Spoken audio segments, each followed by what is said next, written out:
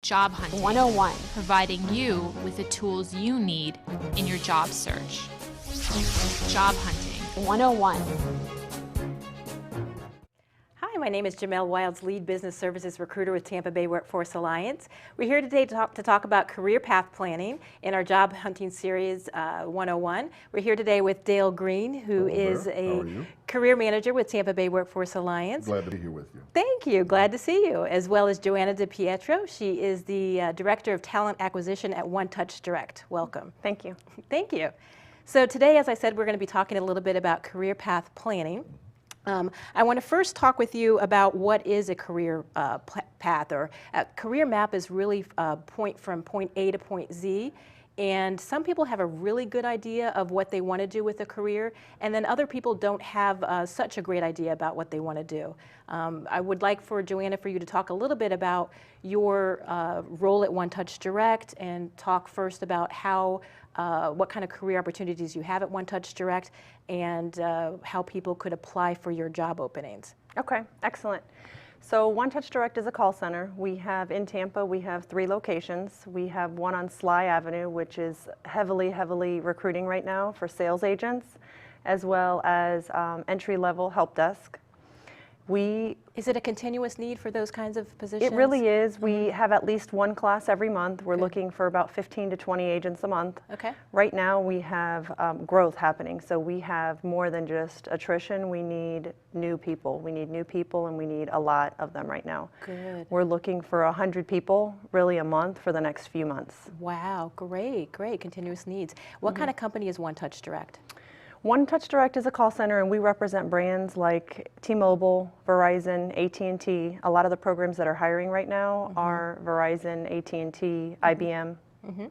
And so then what does One Touch Direct do? Is it like a third party? We represent their brand. So if they ask us to do sales and market, and they want to increase their customer acquisition, we are contacting customers on their behalf and upselling them, selling them new products, new services. Or we are answering calls, customer service, billing, that sort of thing. Retention we've done click to chat. Good. Really any service that they need, Good. we flex and we provide Great. it. And then how do people go about applying for some of the positions? All our application process is online. So we suggest that everyone go on our website, www.onetouchdirect.com, and apply. There's a short assessment afterwards, about a 30-minute assessment. And somebody from my staff will contact them, bring them in for an interview. We'd like to make sure it's a mutual fit, let them meet our operations group, and make sure that it's a mutual fit for both of us. Good, good. Now you talk a little bit about the interview. So getting back to career path planning, how important is it that when a person comes to you in an interview knows what they want out of a career and what they want out of their next job? How important is that to you as an employer? For us, it's extremely important. Our company, there's opportunity all over the place. So when someone comes in and they know that they are interested in sales, but they would like to be a sales supervisor or a sales trainer, account manager, outside sales, it's great because we know where to direct these people. Good. We're trying to not only sell them the role that we're hiring for, but we're trying to sell them a future of here's where you can grow to, here's where you go next, here are all the opportunities that you should expect to see within a short period of time. Good. I encourage them to talk to people that are tenured with our company that started as agents or started as a supervisor and now are as a director or as a manager, so they can learn and kind of hear firsthand it's possible. It's possible for me to grow. So if they come in with some direction, here's what I'm looking for. I know that this is entry level, but this isn't where I'm looking to stay. Here is where I'm looking to go. Good. It's helpful because we place them, and I feel like we can give them a better understanding of what's possible. Good. So there's room for advancement. Absolutely. That's good. So let's describe your ideal candidate. What would you describe in your ideal, what would be the qualities of your ideal sales candidate, inside sales representative? For us, an ideal sales candidate is someone who has experience with customer service. We need them to have good customer service, good communication skills. We also need this person to have some experience selling something, whether it's selling knives, that we've had lots of people come in selling knives, or vacations. We do want them to be selling a product that the customer didn't necessarily ask for. Okay. because what we ask our agents to do is create interest, create need, really ask a lot of discovery questions and find out how the product or service that we're selling would benefit the customer. Okay. So that requires them to kind of control the conversation, lead the conversation down a path that will end hopefully in a sale. Okay, good, good, good. All right. So Dale, getting back to the career path planning part, how often should a person take stock or inventory of their career and start to create a career map? I'd probably say 2 or 3 times a year. They need to keep their skills fresh, their assessments, their interests, and find out, not be all over the place, all over the map, but decide on, sort of narrow it down. There are a lot of possibilities out there. The job market is growing, but out of all the possibilities, what do I really want to do? Come up with the big 3 or the big 5, and then concentrate on those. Keep their resume fresh. If they have new skills, if they've done any volunteering, that's a good way to fill out a time for unemployment when they weren't working. So they should keep it fresh. Okay. What goes into creating the career plan? What would you say goes into it? I think the first thing to do is to deal with the assessments, to find out, okay, what am I best suited for? What's my plan A? What's my plan B? What's my plan C? And don't go too far from that.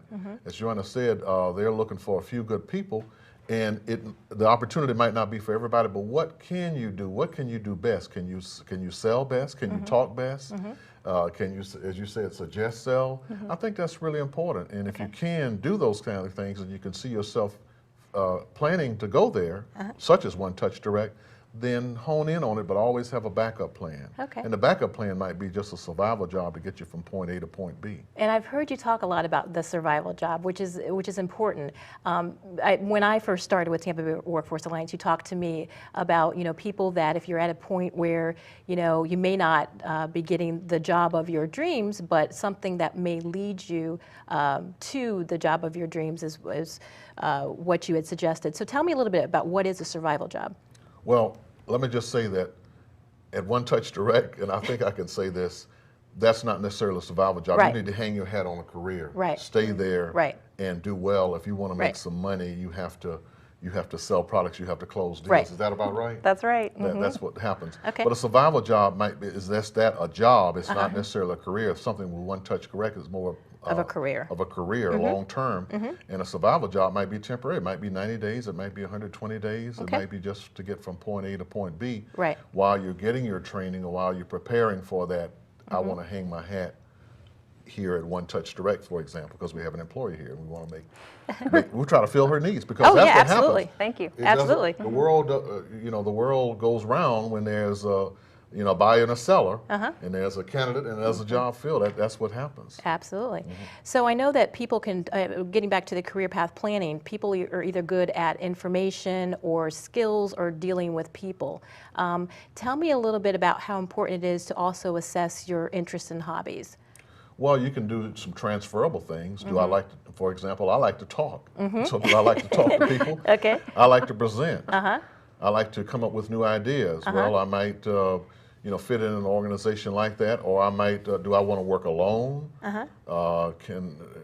Can I work under stress? Do I want to work outside? Do I want to work inside? All that goes into career planning. Because, Okay. I mean, again, you have to find the ideal setting. I think I always have to see a window. Okay. My setting, I have to Okay. go out and look outside. Okay.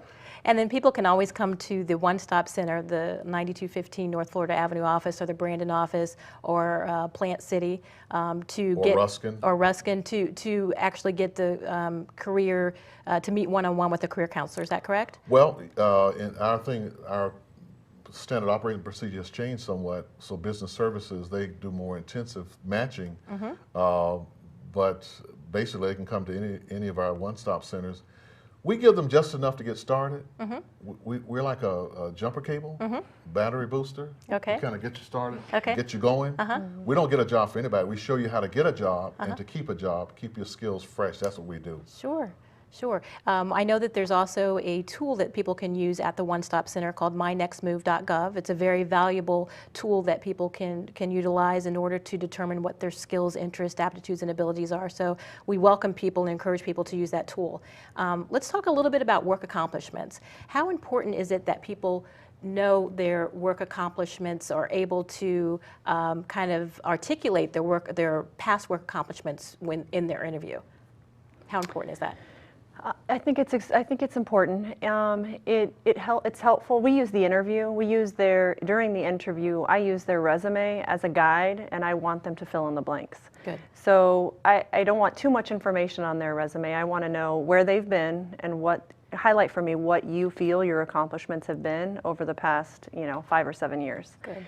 And then I want them to tell me what they feel they're good at. Tell me what your employer would say. What would your last supervisor say is your biggest strength? What would they say is your weakest area of improvement? And sometimes it's difficult for people to really sit back and think, well, I guess I'm always on time, I'm reliable. Sometimes they don't know. Sometimes they don't know, and they really have a hard time thinking about, well, I don't really know what they would think. Or I need to learn to take breaks. Right. On Right. time, because that's time management. So that's really important. Okay, well, good. Well, thank you very much. We're going to take a break right now, and we'll be back in a few moments. The Tampa Bay WorkForce Alliance and WorkNet Pinellas offer workforce solutions designed to improve your business. To learn more about our no-cost programs and services, visit workforcetampa.com or worknetpinellas.org. Hi, I'm Jamel Wilds, Lead Business Services Recruiter with Tampa Bay WorkForce Alliance, joined by Dale Green, Career Manager with Tampa Bay WorkForce Alliance. Welcome back, Dale. Thank you for having me. During the break, we were talking a little bit about taking inventory. Tell me a little bit about what customers can do to take inventory of their skills and abilities. Like going to a job fair, the candidate should listen to what the employer is saying about what they're looking for in an ideal candidate. Then you go over there and prepare yourself either on site or come back, and when you're doing your online application, you'll be able to put everything in to sell yourself, to market yourself. Sure. But you want to take inventory. You want to talk about my computer skills, my analytical skills, my problem solving skills, if that's what that job or what that organization is in need of. Sure. So that's the really biggest thing. I always say one size resume does not fit all. Right. If you apply for 10 different jobs, you're probably going to have to craft 10 different versions of your resume. Right. And in Employ Marketplace, it says must have the following in order to apply. Well, if they have 7 bullets, you must be able to meet the qualifications of all 7, not 5 of the 7, not 6 of the 7. So the inventory is unless you put it down on paper, Word document, write it down, your little pad, or whatever, you won't know. You might want to refer to that and talk about, gee, I didn't know I could do that. I forgot I could do that, which is multitasking. One thing that I also like for people to look at, I've heard that people can do, is that you need to take stock of your environment, take stock of what kind of environment brings out your best work, whether it's a small working environment, small company, large company, that kind of thing, as well as, like I talked about before, whether or not you are best able to work with people, information, or things. Right. That whole thing about telecommuting or working at home 3 days a week, well, the people who are based upon inclement weather or something like that, that might be a temporary thing, but everybody doesn't have the discipline to work at home and do things that they need to do the data entry or the 10,000 keystrokes and what have you. Right. As I said before the break, that I have to see a window. I can't be in a closed environment. I have to be able to get access to outside so I can go inside and outside. Right. Trying to help people. People should have reasonable expectations about what they can do, but they shouldn't be shy and bashful. And it's just like a child said, well, how are you doing in school? I'm honors and AP advanced. Don't say it loud. Say I'm taking honors and advanced placement. I'm dual enrolled, and it's a challenge, but I think I'm up for the challenge. You have to do that when you're interviewing. Exactly. You have to actually say that I'm multitask. I'm a multitasker. I come to work early. I stay late. I'm detail oriented, and I'm a problem solver, and I can deal very well with my internal customers as well as my external customers. You have to brag on yourself. Yes, Who's the best person to brag on you? It's you. Good. Or it's me. It's me and you for you. Yes. Right, right, right. And then candidates can also ask other people whether or not what are their best skills, like what do other people see them as being good at doing, so that they may not have an idea of that themselves, but if they get an idea from asking trusted friends, trusted advisors of what they would be best suited for, that might be a good tool to use as well. Right. People say, well, you're real good at that. Don't say I know Microsoft Office Suite. Say I know Microsoft Office Suite, and I'm learning some other things that will make me competitive, because after all, competition, Jamel, it's competitive out there. It is. And what's going to set you apart from the next 3 candidates or the last 4 candidates? Right, right. And I think it's that 30-second elevator speech. Right. But in that elevator speech, that 30-second, and they actually have people who practice the elevator going from one floor to the other floor, and tell me about yourself in 30 seconds. You better bring it. You better bring your A game. Practice. I agree. I think practicing that elevator speech, knowing who you are, what you can offer a company, what kind of experiences that you've had, what value do you bring to that company is very, very important. And being able to practice that elevator speech is key. I think to getting a job and being able to go forward with your career. So I think that's great. Exactly. I do want to add something, and that is when you're talking in your career plan, you should probably put a buzzword that I want to help grow your business. Yes. I want to be your next success story. Yes. And yes. so that employer can see you, they're already there yet. Yes. And the other thing too is, when can you start work? I'm available to start Monday after next. However, if you need me sooner, I can be there. Yes. Assuming orientation, drug tests, tour of the plant, you're just sort of seeing yourself there. And the other thing too, a candidate should ask, well, we talk about jobs and careers, they're first cousins, really. A job is just, somebody takes it as a job, but a career is more of a long-term path. But you have to ask, if I can offer you all those qualities that I just talked about, can I get you to offer me the job today? Right. Or can I get you to offer me the position? Right. You have to ask, just like the car salesperson ask you if I can, I have all these payments and warranties and everything in the right color. Right. Can I get you to buy the car today? Exactly. Now, what about reviewing career and job trends? How important is it to know what the current job trends are? That's a good question. You might want to look at the Sunday paper. You might want to look at online, or you might want to look at the Tampa Bay Business Journal, Florida Trend, something like that, and see what the topical information says, so you can talk intelligently about what's happening. Right. Is telecommuting the thing? I don't know. Can I do it? Not sure. But if you don't, you can't, I guess the analogy goes that you shouldn't put, or you're unable to put, a square peg in a round hole. Right. I'm not going to be happy. That's not going to fit for me. Right. So why even bother? Right. And then being able to look at Employ Florida, so going to www.employflorida.com and looking at the kinds of job opportunities that are available on our website, and being able to say, oh, there's a lot of, this is the latest trend in technology. People are looking for iOS developers, or they're looking for whatever it is that is the latest trend. You're going to be able to find it in Employ Florida, in the Employ Florida marketplace. Right. Right. Also, inventory or planning as it relates to using those $5 words and those $7 words. What I mean, in other words, you want to be able to talk intelligently, but write that down in your career plan. Certain buzzwords like, I want to help grow your business. I want to help improve your bottom line. Exactly. I want to be successful. I want you to be successful. Exactly. Sure. And I know that when people are out of work, sometimes they start to go into training programs to help improve their skills. And we do have that available at the One Stop Center. We do have the WIA department that's available for to further your skills in training. How important is it for career seekers to upgrade their skills? I think it's important, but for example, in the area of technology, information technology, I mean, if they talk about this certified systems engineer and being A+ certified, you have to keep up with what's topical and what's happening, and you have to keep current with it.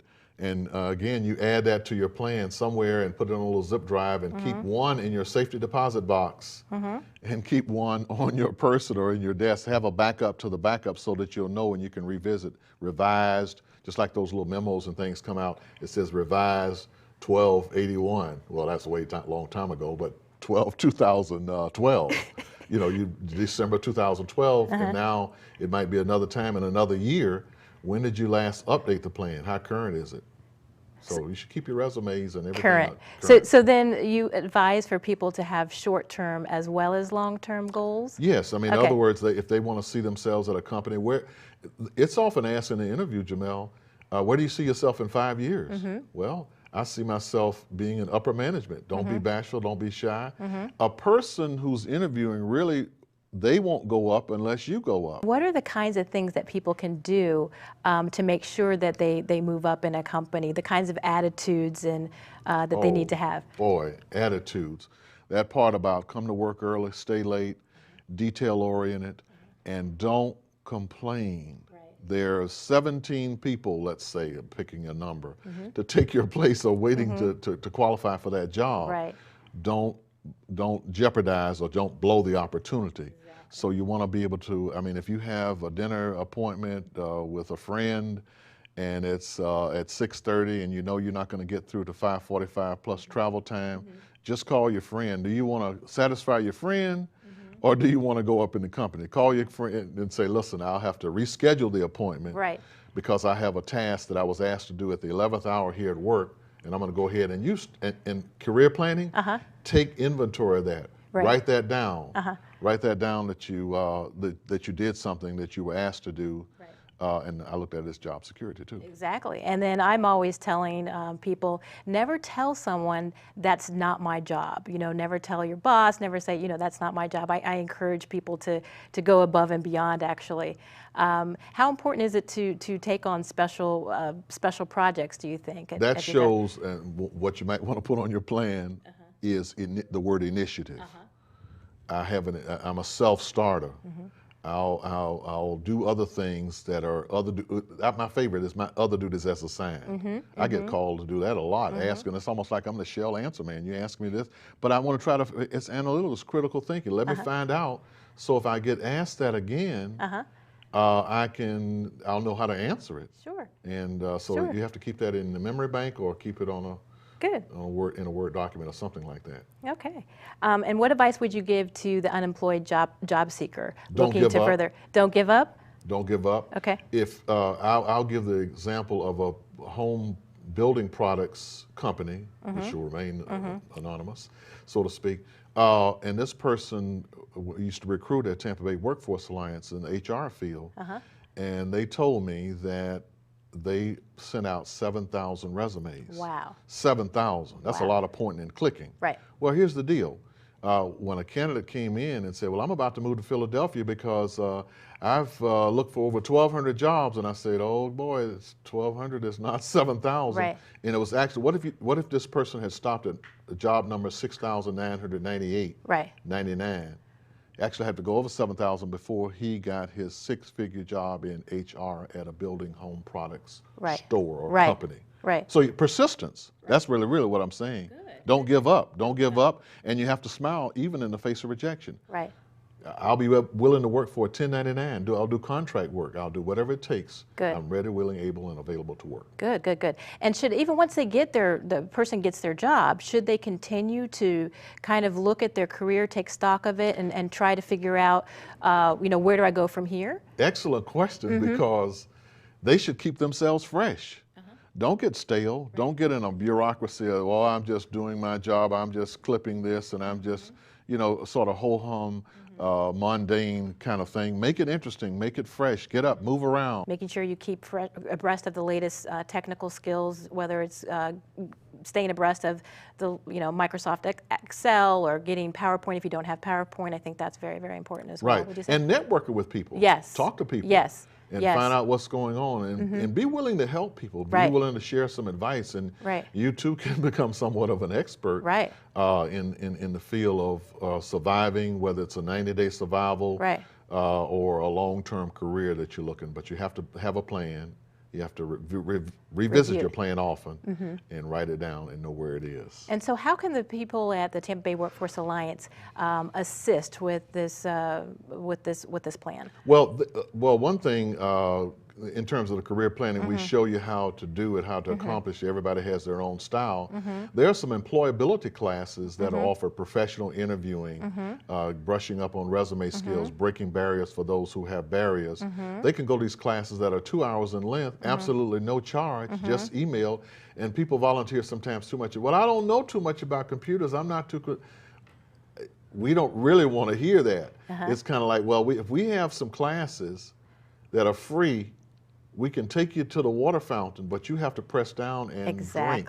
Exactly. You have to consume. You have to take advantage. Exactly. And please get yourself a pen and some paper. Don't come in there paperless in Tampa or paperless in Hillsborough County. Right. Paperless or penless. You know Yes. Yeah. And so these classes are offered, you mentioned employability 12 skills a classes. month. 12 a month. Okay, 12 a month. In all of our one-stop centers. Okay, and the one-stop centers are in, we talked about this Right, earlier. 9215 North Florida Avenue in Tampa. That's the largest, 100,000 square feet. A lot of people come through there. Sure. Brandon, Plant City, and as well as Ruskin. Good, good, good, good. And the types of classes that we can offer, I know we're offering resume writing, interviewing skills. Job power, how to pump yourself up, how to reinvent yourself.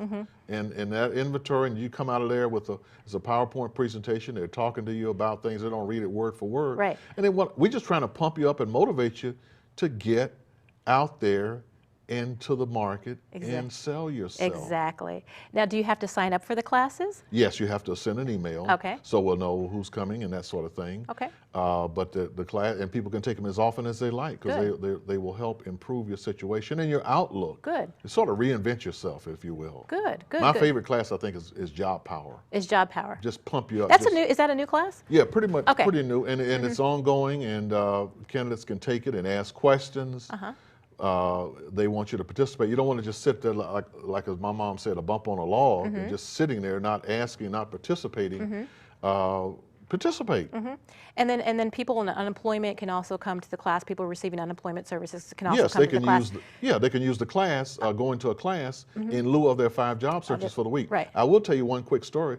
Is a candidate came in and is required, she was drawing unemployment. She had worked 28 years, just wanted to work a couple of 3 more years before retiring. Well, instead of the required 5 jobs a week, she looked for 35 jobs a week. Wow, did she get a job really quickly? She did in about 6 weeks after she went through WIA, Workforce Investment Act training, where they have 90 different targeted occupations in demand, and 60 different vendors or schools. So she went through that, and she got a job quickly. So the law of averages says that if you put in 140 a month, my gosh, you're going to probably, if you got 10% return, you're going to get like 14 interviews. I agree. And I never saw such a 100-pound lady jump up and down off the ground with happiness and confidence that she was working. I haven't seen her since. We like to run people out of the building. Right. Into the workplace. Right into the workplace. We're always welcome there. If somebody heard me say that, maybe they'll understand it. You're always welcome here, ma'am. But if you get out of the workplace like at One Touch Direct or other employers, you're good to go. Yeah, good. So I know we also have something called the Professional Networking Group. The Professional Networking Group meets on Tuesdays now. Right, and they can access that information by going to www.workforcetampa.com. Click on Candidate Services, and they'll find out where the off-site location is. Sure. And what is we also finally refer to it as the P&G Group. P&G, Professional Tell me a Network. little bit about what the P&G Group is and does. You have people from similar backgrounds, pretty much for the most part, either bachelor's or master's degrees, a lot of experience, and they're networking. So my job did go overseas as an engineer, and I'm networking and telling somebody else, but for the comptroller or accountant or accounts receivable, accounts payable, you can do this too. Thank you so much for taking the time to talk to candidates about career path planning and what they can do today. And my name is Jamel Wild, your host for today. This is Career Path Planning, and it's part of our Job Hunting 101 series. Thanks so much for watching.